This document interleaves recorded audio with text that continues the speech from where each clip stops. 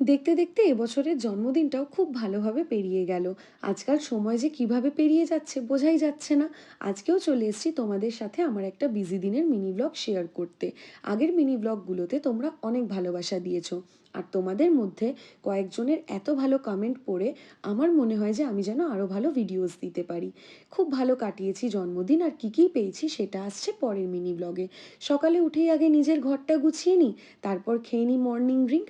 আর এখন তো অনেক জায়গাতেই বৃষ্টি হচ্ছে, এখানেও মানে হায়দ্রাবাদেও কাল সারা রাত বৃষ্টি হয়েছে, তাই সকাল থেকে মেঘলা।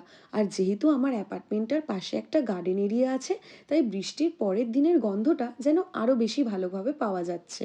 আর এটার ইংলিশ টার্মটাও খুব সুন্দর, পেট্রিকোর। তারপর বানিয়ে নিলাম নিজের জন্য ব্রেকফাস্ট আর বসে গেলাম কাজে। সকাল থেকেই আজ একটু কাজ নিয়েই বিজি ছিলাম। তারপর বানিয়ে নিলাম লাঞ্চ।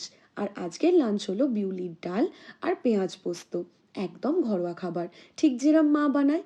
কি করব বলো, এত দূরে থাকি, মাঝে মাঝে যেন একটু বেশি মায়ের হাতের রান্নাটা মিস করি।